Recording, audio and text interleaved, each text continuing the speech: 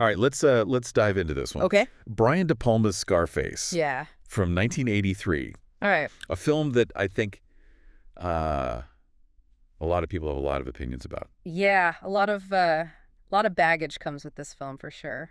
And you sent me a really interesting academic critique. Mm-hmm. And I think that's what we'll be kind of focusing on for this deep dive. Yeah, sounds good. So Scarface, yeah. Why are we still talking about it? Well, I think on the surface it's a gangster flick. Right? But I think if you kind of look a little deeper, there's a lot more going on. Yeah, and just so everyone listening knows, this isn't deep dive about glorifying violence or anything like that. Right. It's really to understand why this film continues to fascinate us. Yeah. And how it reflects deeper anxieties about the American dream and all that. Yeah. So one of the things that really struck me, and I'd forgotten about this, is how the film uses the Mariel boat lift of 1980 as its backdrop. It does, yeah, and it uses real footage in there. You think about those images, the overcrowded boats, right, the makeshift camps. It really kind of throws you into the chaos of the time. Yeah, and that's a direct result of President Carter's policies. Yeah. And the film doesn't shy away from that. No, it does. No, not at all. It gives it a layer of realism and kind of a complexity to the whole story. Yeah, it's almost like the film saying, hey, the American dream isn't what you think it is. Right. And then you have Tony Montana, this Cuban refugee, and he's almost like this twisted version of the American dream. Yeah. I mean, and it's really fascinating when you compare it to other immigrant narratives in cinema. Godfather Part 2 came out a few years earlier. Right. And you've got Michael Corleone, who is also a criminal. Yeah. But he achieves, a level of assimilation and acceptance that Tony just can never get to. He's always trying to prove himself. He is, yeah. But, in the system that's kind of rigged against him. And then his methods aren't very, how should we say? Subtle. He claws his way to the top. Yeah. And the film doesn't sugarcoat it. No. The violence, the brutality. But the chainsaw scene. I was just thinking I mean, even today, it's just. Yeah. Oh. Yeah. You know what I think is interesting about that scene is Brian De Palma, he makes this really deliberate choice. Mm-hmm. No music. Yeah. Just the raw sounds of what's happening. It's brutal. Yeah, he wants you to confront the reality of it. It's like, this is what it costs. Right, exactly. This is the price of power. And I think that scene foreshadows what the whole movie's really about. Right. Tony's ambition, I think we can all relate to that a little bit. Yeah. I want to get to the top. Yeah. But, this film really makes you look at the dark side of that ambition. So we have Tony Montana. Yeah. This complex anti-hero. Ruthless, ambitious, driven. Yeah. By this deep-seated need for respect. But I think there's a vulnerability there. Oh, absolutely. And I think... Wouldn't you say? Yeah, I think Al Pacino's performance is so key to this. Yeah. He captures, the swagger, but also those moments of doubt and fear. You really get the sense that he's haunted by his past. Yeah. The violence he's witnessed and inflicted. Yeah, it's like he's constantly trying to outrun something, and he thinks if he can just get to the top and build this empire, then he'll finally be free. Yeah, and his relationship with Elvira. Oh, yeah. I mean, Michelle Pfeiffer's fantastic in that role. She's great. She's initially drawn to his power, but ultimately she's repulsed by his brutality. Yeah, and I think their relationship is so interesting because it kind of mirrors what's going on inside Tony. Yeah. He wants love and connection, but his need for control just pushes everyone away. Even Elvira, with her, cool demeanor. Right, exactly. It's like those clothes, the lifestyle, it's all a mask. I think so, yeah. Hiding this deep well of loneliness and insecurity. It's not just Elvira either. Right. Think about his relationship with his sister, Gina. Oh, yeah, Gina. He's so protective of her, but everything he does puts her in danger. Yeah, it's really tragic. It is, yeah. You can see he loves her. Yeah. But he just can't see the harm he's causing. Yeah, he's blinded by his ambition. It's like he's trying to rebuild his family. Yeah. I think so. But he ends up repeating the same cycle of violence. Absolutely. Yeah. The film doesn't hold back on the consequences. No, not at all. Tony pays the price. He loses everything. Everything. Friends, family, even his sense of self. Yeah, by the end, he's totally isolated. Surrounded by enemies, yeah. And then there's that image, the blimp. Oh, The world is yours. Yeah, the world is yours. Right. Which, at the beginning, it's like a symbol of hope. Yeah, like the American dream. But as the film goes on, it becomes this reminder of how empty it all is. Yeah, it's such a great metaphor. Yeah. It really shows how fleeting power can be. Tony thinks he's conquered the world. But he's a prisoner of his own desires. Yeah, the critique mentions how Scarface has had this huge impact on pop culture. Oh, yeah, especially in hip-hop. It's interesting how a film so violent can resonate on such a deep level. Yeah, I mean, some people would say it glorifies the violence in excess. Right. That it's irresponsible to Yeah. present someone like Tony Montana as a role model. Right. But I think it's more nuanced than that. I think so, too. I mean, he's charismatic, but the film shows us the consequences. It does, yeah. It doesn't shy away from the brutality. I think Scarface works on different levels. I agree. You can enjoy it as a crime saga, Yeah. but it also works as this cautionary tale. Yeah, it asks us to examine our own ambitions. It's like a morality play disguised as a gangster flick. That's a great way to put it. It's entertaining, but you're also forced to confront these uncomfortable truths. Yeah, and that's what makes it so relevant, even today. We live in a society that glorifies wealth and power.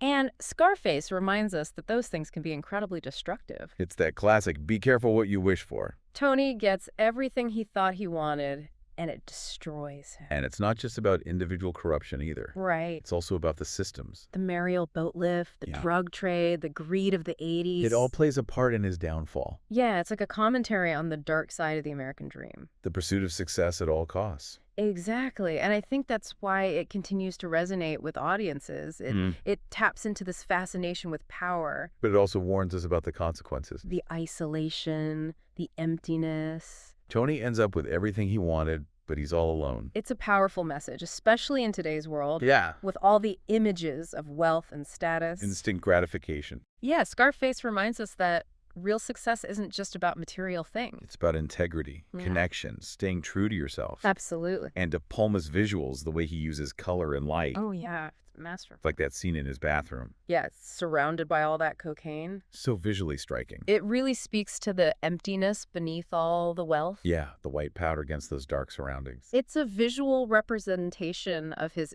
inner turmoil. And the music, too. Giorgio Moroder. Yeah. It really creates this atmosphere of unease. Like a heartbeat. Yeah. Getting faster and faster. As Tony unravels. So we've talked about the themes, The symbolism. the cultural impact. What do you think is the lasting legacy of Scarface? Yeah, what makes it more than just a gangster flick? I think it forces us to confront uncomfortable truths About ourselves. and the world we live in. Yeah. It makes you question your own ambitions. Your desire. And the price you're willing to pay. And it does it in a way that's both entertaining and thought-provoking. It sticks with you. Yeah. It makes you think. It challenges you. Yeah, it really does stick Yeah. with you. And it definitely sparks debate. I mean, I remember watching it for the first time and just the ending. Oh, yeah. It's Crazy. It's not your typical Hollywood ending, that's for sure. yeah, I mean, without giving anything away. Right. For people who haven't seen it, Right. there's just this sense of inevitability, like throughout the whole film. Yeah, almost like a Greek tragedy Yeah, exactly. where the hero's fate is sealed from the very beginning.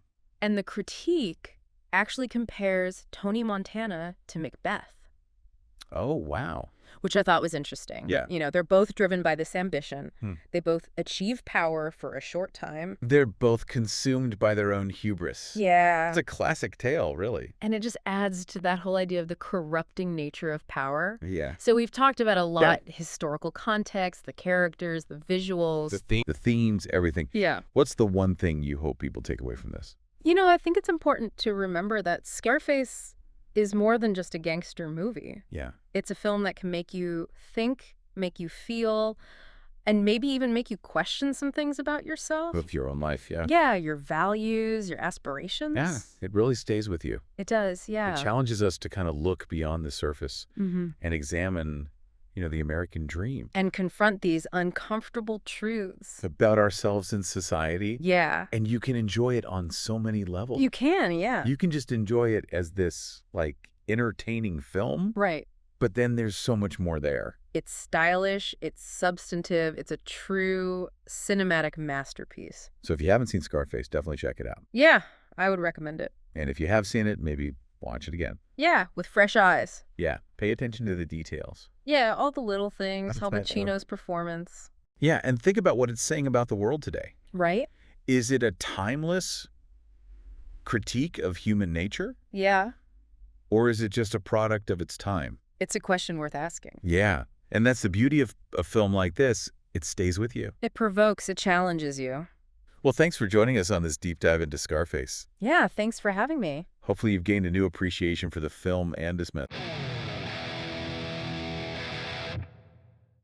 All right, buckle up, everybody, because today we're diving deep, deep into one of the most iconic gangster flicks of all time, Scarface. That's right, Scarface. And get this. We're unearthing 5 seriously mind-blowing bits of trivia, stuff you probably never knew, even if you've seen the movie 100 times. Yeah, like we're talking behind-the-scenes secrets, Yes. alternate endings, the whole shebang. So if you're a film buff or just love a good dose of movie magic, oh boy, you're in for a treat. Yeah, I'm excited to get into it. First up, let's talk about how Scarface stirred up a whole lot of controversy back in the day. I mean, we're talking over 200 F-bombs dropped, brutal violence, and enough cocaine to, well, let's just say it wasn't exactly a Sunday school picnic. Oh, for sure. It definitely pushed the boundaries. I mean, just imagine seeing that for the first time in '83. It was a total shocker. Yeah, it was like a punch to the gut. But here's the thing. All that controversy actually kind of fueled the film's success. You know, it got people talking, debating, and, well, yeah, maybe even a little bit scared. Right. It tapped into this, like, collective anxiety about the whole war on drugs thing that was going on. Oh, yeah, the 80s were wild. Do you, like, remember your first time watching Scarface? I mean, how did it hit you? Oh, man. I was, like, totally blown away. It was raw. It was intense. It felt dangerous, you know, like you were peeking into a world you weren't supposed to see. Yeah, totally. Now, okay, let's shift gears a bit and talk about the man himself. Al Pacino as Tony Montana. I mean, come on, the guy is a legend. Oh, absolutely. Pacino went all in for this role, man. Like, seriously method acting to the max.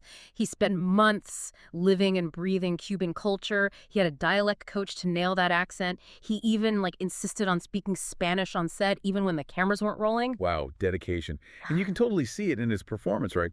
Like, Tony Montana isn't just some caricature. He's like this complex, larger-than-life figure. Exactly. Pacino brought a depth to the character that goes way beyond the, the guns and the drugs and the violence. There's a real humanity there, even in his darkest moments. Yeah, like that scene where he completely loses it after his sister's death. Heartbreaking. Oh, yeah, that scene. Talk about raw emotion, right? It's like all this rage, this grief just bubbling beneath the surface. And the way Pacino uses like these tiny facial expressions, these subtle shifts in his voice, man, it's masterful. Totally.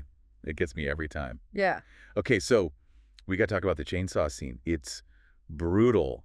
It's graphic. It's Scarface. Yeah, no holding back there. And here's the kicker. That scene was actually inspired by real events from the drug wars. They actually happened. Whoa. So, like, the filmmakers weren't just trying to shock people. They were reflecting the grim reality of that world. Exactly. But it also raises some, like, serious questions, about how much violence is too much on screen. Where do you draw the line between, like, being realistic and exploiting the darkness for entertainment? Yeah. Tough call. All right. Now, get ready for a real mind bender. What if Tony Montana didn't die in that epic shootout? What if he got captured alive? Wow. That's a wild thought. I mean, the whole movie would be completely different, right? Right. I read they actually considered that ending, but ultimately went with the tragic downfall we all know. And I think they made the right choice, Like Tony meeting a bloody end, it kind of hammers home the film's whole message about the price of ambition and greed. Yeah. A happy ending just wouldn't have fit, right? Yeah. Speaking of iconic moments, we can't forget Tony's immortal line. Say hello to my little friend. I mean, everyone knows that line, even people who've never seen the movie. It's the perfect encapsulation of Tony Montana, right? He's the ultimate underdog who clawed his way to the top. And in that moment, with that line, he's like spitting in the face of fate. It's pure defiance. Yeah, totally badass. So we've covered a lot of ground here. The controversy, Pacino's amazing performance, that wild chainsaw scene, the alternate ending, and of course, Tony Montana's larger-than-life persona. It's clear Scarface isn't just a movie, it's a cultural phenomenon. But why do you think it still resonates with people today? I think, despite all the violence and excess, it's ultimately a cautionary tale. It's like this dark, twisted mirror reflecting our own desires for power, wealth, and, well, maybe a little bit of notoriety. Yeah, it makes you think about the choices we make, the paths we choose. It's a reminder that sometimes getting everything you ever wanted can be the worst thing that ever happens to you. So as we wrap things up here, I got to ask, what is it about Tony Montana, this flawed, ambitious, ultimately tragic figure that continues to fascinate us? What is it about Scarface that keeps us coming back for more, even after all these years? Yeah, it's a good question. It's one worth pondering. It sure is. Thanks for joining me on this deep dive. And hey, listeners, let us know your thoughts. Hit us up on social media and let's keep this conversation going. Yeah, join the discussion. Until next time, keep exploring the world of film and all its fascinating secrets. And remember, say hello to your little friend. All right, see ya. See you later.